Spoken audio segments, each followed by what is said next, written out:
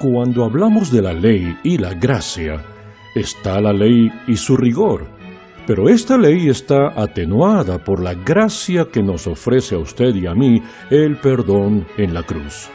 Cristo cumplió con la ley, y Él cumplió con la gracia al ofrecernos perdón a usted y a mí.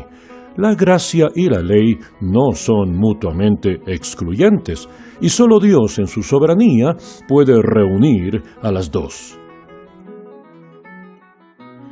Bienvenido, bienvenida a Pensemos, con el autor y apologista cristiano, Ravi Zacarías. Esta semana nos compartirá un mensaje titulado Un puente sobre la división.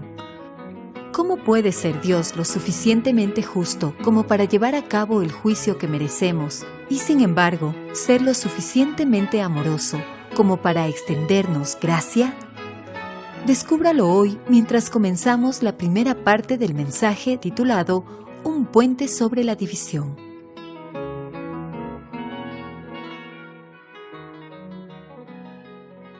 Básicamente solo hay 4 leyes fundamentales de la lógica. No quiero entrar en todas ellas, pero una de las más fundamentales leyes de la lógica es la ley de la no contradicción. Esto es, que dos declaraciones que se presentan como absolutos y que se excluyen mutuamente la una a la otra no pueden ser ambas verdaderas. Así es como funciona la ley de la no contradicción. Siempre la ponemos a prueba en nuestras cortes legales. Uno le pregunta a la persona, ¿estuvo usted a esta hora en particular en ese lugar? Usted no puede decir sí y no. Y cuando responde sí o no, le pedirán que lo describa. ¿A qué se refiere con sí y a qué se refiere con no? En una corte legal, sus declaraciones deben corresponder con la realidad. Así es como se mide la verdad. Pero uno nunca está satisfecho con una respuesta. Sus respuestas son evaluadas en conjunto para ver si hay coherencia en lo que usted acaba de decir. Así que las leyes de la lógica involucran correspondencia y coherencia. Las declaraciones deben corresponder con la realidad y el sistema debe ser coherente como un todo. Así que cuando hablamos de dos cosas que se excluyen mutuamente, siempre hacemos esta pregunta: ¿cómo puede ser Dios soberano y yo puedo ser libre al mismo tiempo?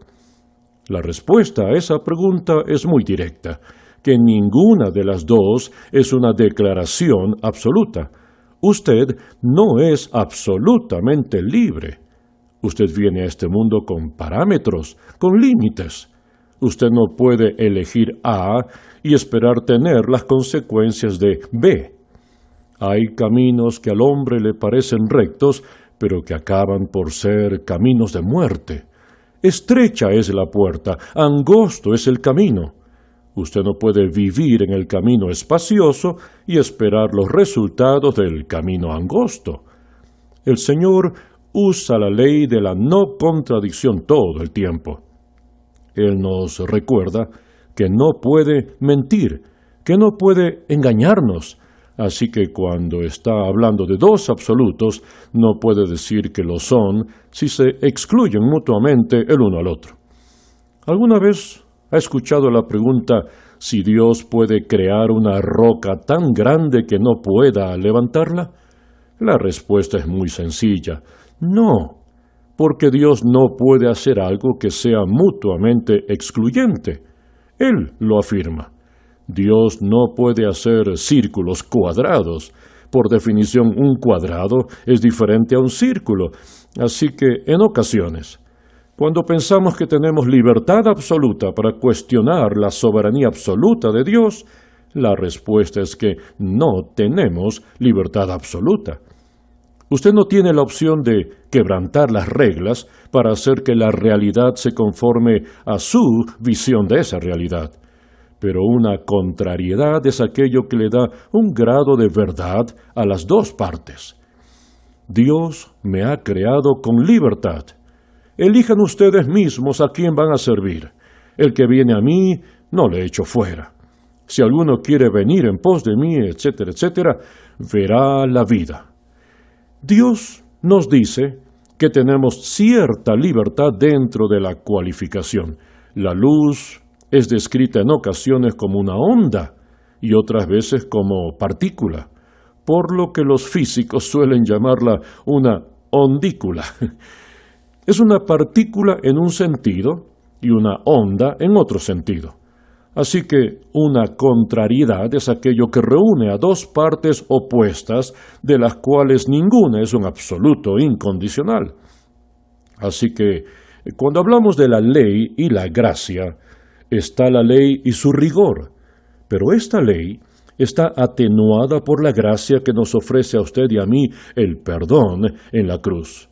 Cristo cumplió con la ley y Él cumplió con la gracia al ofrecernos perdón a usted y a mí. La gracia y la ley no son mutuamente excluyentes, y solo Dios en su soberanía puede reunir a las dos. Hay muchos otros paradigmas que puedo darle y trataré de explicarlo mejor mientras avanzamos, pero permítame comenzar con el bosquejo que deseo compartir con usted. A menudo se hace la pregunta: ¿por qué Dios hizo este mundo cuando es tan irracional observarlo a Él? El hijo de un senador en Washington me escribió y me dijo: solo tengo una pregunta. ¿Por qué Dios hace que sea tan difícil verlo en este mundo? ¿Por qué Dios está tan oculto? Esa era su pregunta. La verdad es que nos hacemos estas preguntas y no solemos pensar en las consecuencias de rechazar las respuestas de Dios. Recuerde lo que acabo de decirle. No vemos las consecuencias de la cosmovisión con la que tenemos que desposarnos una vez que nos alejamos de Dios. Fue Chesterton el que dijo: la tragedia de no creer en Dios no es que la persona termine sin creer en nada. ¡Ay, es mucho peor! Puede que él termine creyendo en cualquier cosa. Y luego agregó: mi problema con Dios no es que este mundo sea racional o irracional, sino que es casi racional. Casi tiene completo sentido hasta que viene una pregunta más que nos acecha y decimos: ¿cómo puedo explicar eso? Finalmente él dice: cuando se hace difícil creer en Dios, la tendencia es alejarse de Él. Pero, en el nombre del cielo, ¿para ir a dónde? Le reto a que me dé una cosmovisión que corresponda con la realidad y sea coherente como un todo fuera del marco de referencia judeo-cristiano. Tal cosa no existe. Alguien me entregó un periódico hace algún tiempo, una copia del Times de Nueva York. Le agradezco a esa persona que deslizó bajo mi puerta. Este periódico hablaba de un joven, un estudiante universitario, que perdió su fe y ahora es escritor, y él comparte la típica conversación que solía tener. Escuche esta conversación. ¿Por qué no debo tener relaciones sexuales antes de casarme? La respuesta: porque la Biblia dice que es pecado. ¿Por qué? Porque eso nos aleja de Él. ¿Por qué razón todo el sexo no nos aleja de Él? Porque el sexo antes del matrimonio no requiere ningún compromiso. ¿Para qué se necesita el compromiso? Porque el sexo es especial. ¿Por qué piensa eso? Porque así dice la Biblia. ¿Y por qué cree en la Biblia? Porque es la palabra de Dios. ¿Cómo lo sabe? Porque eso es lo que dice aquí. Bueno, ahora le voy a hablar de parte de Dios. ¿Me cree? No. ¿Por qué no? ¿Por qué no? Esta conversación podía haber tenido una dirección completamente diferente después de una sola línea. Es muy simple. Si el hombre hubiera dicho: ¿qué tiene de malo el sexo antes del matrimonio? La respuesta a esa pregunta es muy sencilla. ¿Qué tiene de malo cualquier cosa?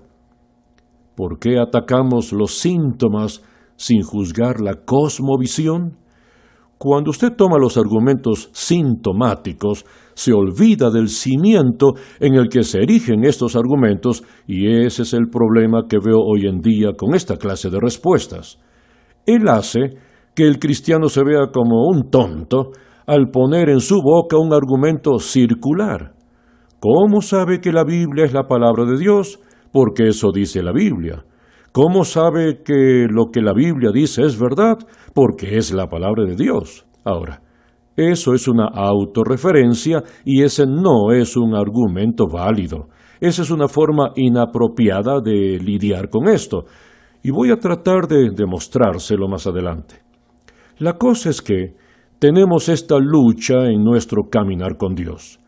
La lucha número 1 es que tenemos una vida de significado, pero no sin lágrimas. Usted luchará, usted llorará, yo lucharé y lloraré. En ocasiones, las cosas comienzan a desbaratarse a su alrededor y quiere saber dónde está Dios, porque están pasando estas cosas. El dolor es algo terrible. Lo que quiero decirles es esto. Al ver por el ojo de la cerradura de un potencial milagro, cuando Jesús estuvo ante la tumba de Lázaro, perdieron de vista el esplendor de lo ordinario. Al ver a través del ojo de la cerradura de un potencial milagro, ¿por qué no pudo el que hizo que el ciego vea evitar que Lázaro muriera? Y el Señor mismo llora porque sabía, mejor que cualquier otra persona, que usted y yo tendríamos que vivir situaciones semejantes, con amigos, familiares y seres queridos. Él tenía el poder para resucitar a este hombre. ¿Sabe? Cuando mi esposa y yo fuimos a Chipre, fuimos a un lugar donde hay un monumento a Lázaro, quien, según la tradición, se radicó y se convirtió en obispo, y la lápida de su tumba dice: Lázaro muerto 2 veces, amigo de Jesús. Él tuvo que morir nuevamente después, de todas maneras, iba a ocurrir. Pero, al buscar un milagro, en ocasiones perdemos el contacto con la realidad y el esplendor de la vida cotidiana en la que Dios quiere que naveguemos. Y uno navega a través de esto hacia la victoria de lo que hizo el apóstol Pablo. Él estaba en la prisión, haciendo recuento de todas sus relaciones, la relación con Marcos, con quien había peleado, con Demas, que lo había abandonado. Y resulta que Pablo no tiene su capa, no tiene sus libros, no tiene los pergaminos, y le dice a Timoteo: por favor, ven, solo Lucas está conmigo. Él se sentía solo, y de repente está recogiendo sus pasos y pide 3 grandiosas excelencias que desea que le traigan. Pero en su vida y la mía, a menudo vemos a través del ojo de la cerradura y deseamos que hubiera un milagro, cuando Dios quiere que vayamos por el esplendor de lo ordinario, que perseveremos y veamos la victoria de la fe al final. Pero hay un segundo problema. El segundo problema es una vida de perfección que trata de alcanzar a los imperfectos. Cuando hablamos acerca de juzgar, existe una ramificación horizontal, ¿no es así? Usted y yo juzgamos a otras personas. ¿Con qué rapidez nos levantamos para emitir ciertos juicios? Rara vez sabemos qué es lo que ha llevado a una persona al lugar de sus fracasos, de sus fallas, por más tentados que estemos a hacer juicios inmediatos. La Biblia nos alerta que primero debemos juzgarnos a nosotros mismos. Jesús nos presenta una hipérbole, una exageración, que perdemos de vista la viga que está en nuestro propio ojo, pero sí vemos la astilla que está en el ojo de la otra persona. ¿Cómo puede uno perder de vista la viga en el propio ojo y ver la astilla en el ojo de la otra persona, especialmente si todavía tiene la viga allí? Nosotros emitimos juicios muy severos. Una vez hicimos un foro abierto con un colega, y nuestro camarógrafo filmó a algunas personas para preguntarles por qué se apartaron de la iglesia. Y una de las mujeres fue muy sincera. Tenía su corazón quebrantado. Ella dijo: yo cometí un error atroz en mi vida. Tropecé. Terminé teniendo un amorío y eso arruinó mi vida. Arruinó todo. Y traté de volver a la iglesia, pero jamás me dejaron olvidarlo. ¿Sabe lo que le dijo esta mujer a nuestro camarógrafo? Alguien va a responder mi pregunta. Ella asistió a nuestra reunión desde una ciudad lejana y estaba en la audiencia para escuchar lo que teníamos que decir acerca de su situación. Y su respuesta o su comentario sobre Jesús fue: lo extraño. No estoy diciendo que no estemos llamados a cargar con la severidad de lo que ocurre cuando hacemos algo mal. En ocasiones cargamos en nuestro cuerpo el castigo de los errores que hemos cometido. Eso dice la Biblia. Pero somos muy severos en nuestros juicios. ¿Vio cómo reaccionó el mundo cuando el gobernador de Carolina del Sur cayó en pecado? Todos querían que rodaran cabezas. El cargo de la hipocresía es el cumplido que el vicio le da a la virtud. Todos querían que rueden cabezas. Y en mi opinión, la diferencia que usted y yo debemos tener con el mundo es que tenemos que ser pacientes, bondadosos y comprensivos con un mundo que está atolondrado y fuera de control. Hay un actor muy famoso, y no voy a decir su nombre porque usted seguramente sabría quién es. Él incluso ganó un Oscar. Bueno, hace años estaba en Bangkok, Tailandia, y estaba quedándome en un hotel diferente, un lugar muy recluido, mientras escribía y esperaba que llegara mi esposa. Pero usualmente me hospedo en el hotel El Oriental, y allí escribo mis libros. La gente de este hotel ya sabía que yo estaba en Bangkok, y no les gusta que yo me hospede en otro lugar. Así que uno de ellos me llamó por teléfono y me dijo: este actor se está hospedando en nuestro hotel y queremos pedirle que nos ayude. Él está en un estado muy lamentable de su vida. Entonces lo llamé y él me preguntó si podría hablar conmigo. Y yo le dije: mire, en unos días, cuando llegue mi esposa, voy a hospedarme en su hotel. ¿Todavía estará allí? Él dijo sí. Así que un día nos sentamos a desayunar juntos. Esa fue la primera vez que me reuní con él, y mientras comenzó a relatarme su vida, a pesar del apuesto rostro que tenía, por dentro, su corazón estaba destrozado por todas las pérdidas que había sufrido. Y le dije: antes de decirle alguna cosa, ¿me permite orar por usted? Tomé su brazo, un brazo muy pesado, y simplemente oré por él de la siguiente manera: Señor, por favor, restáurele a este hombre los años que las langostas se comieron. Cuando terminé mi oración, lo miré y había lágrimas que corrían por su rostro. Sus labios temblaban, y él tomó mi mano y dijo: usted no tiene idea de lo que esto significa para mí, solo que usted ore por mí. Él sigue en contacto y me escribe. No puedo respaldar su vida ni su estilo de vida. Es un estilo de vida que definitivamente no podemos celebrar, y él lo sabe. Pero le extiendo mis largos brazos, pacientes, misericordiosos, para que él sepa que tiene un lugar en la bondad y la misericordia de Dios. Cuando Jesús miró a la mujer, que tenía un notorio negativo pasado, y permitió que ella lo tocara, le aseguro que violó todas las leyes a las que se aferraban aquellos que estaban sentados a su alrededor. Y él le dijo a su anfitrión: si una persona se le perdona 50 y a otra se le perdona 500, ¿quién crees tú que amará más? Él tenía todas las respuestas y dijo: la persona a la que se le perdonó 500.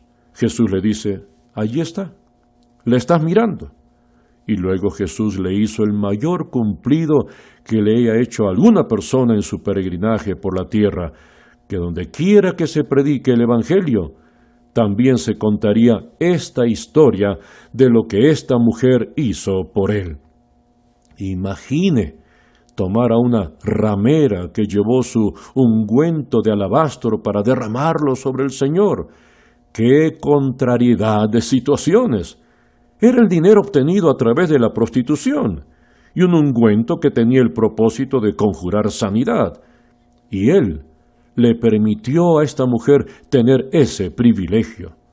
Todos aquellos que hoy en día aman más a Cristo son probablemente los que estuvieron más destrozados, porque saben lo que eso significa. Uno de los mejores sermones que he escuchado se trató acerca del hijo pródigo. Es un sermón profundo. Y sabe, recuerdo que en los días que estudiaba en el seminario, leí el libro de Paul Tillich sobre el hijo pródigo, titulado El Padre que Espera. Hay 2 puntos en esa parábola que a menudo perdemos de vista. El más importante es que este joven volvió en sí. La Nueva Versión Internacional dice que él recapacitó. Hay un escultor que Margie y yo conocimos en Santa Fe, Nuevo México. Tiene hermosas piezas de escultura, hermosas. Él esculpió al Señor montado sobre un asno, esculpió la cena del Señor. Y él nos dijo, permítanme mostrarles la pieza más importante de escultura que he hecho. Y era la de un borracho tirado a un lado de la calle con una botella. Y él dijo, ese soy yo. Las palabras más importantes para mí en la Biblia son cuando él volvió en sí. Todavía no he llegado a ese punto, dijo él. Estoy en camino. Bueno, él todavía no se ha entregado a Cristo, pero está en contacto con nosotros. Pero él dijo, esto representa para mí mi obra más grande. Cuando su hogar se destruyó, cuando su vida se destruyó, cuando todo se destruyó, él dijo que recibió ayuda de uno de sus tíos para comenzar a esculpir. Luego perdió a su tío. Y una de sus hijas murió de repente. Entonces él fue al funeral, entró en la habitación de su hija y vio un pedazo de plastilina junto a su cama. Él miró la plastilina y las pequeñas cosas que su hija había hecho de plastilina, sin ninguna capacitación en escultura. Él comenzó a jugar con esa plastilina y más tarde se convirtió en uno de los mejores escultores en el mundo y lo transmitió a la familia. Eso es lo que Dios hace con su vida y con la mía. En el quebranto, cuando nada parece tener forma, Él nos toma y nos moldea. Vemos esa línea que dice, cuando volvió en sí. Pero luego la segunda línea dice, cuando todavía estaba lejos. ¿Sabe cuán contrario es eso a la cultura oriental? Mi papá nunca hubiese corrido para encontrarme a medio camino. Él se lo hubiera dicho. Si yo hubiera fallado, hubiese tenido que regresar arrastrándome de rodillas, rogando y suplicando. Para un padre oriental en esa cultura, ver al hijo en la distancia le hubiese llenado de vergüenza. Pero este padre, al ver al hijo a la distancia, corrió hacia él, lo tomó y lo abrazó. Esa es la gracia que tiene la capacidad de sofocar la punzada del juicio.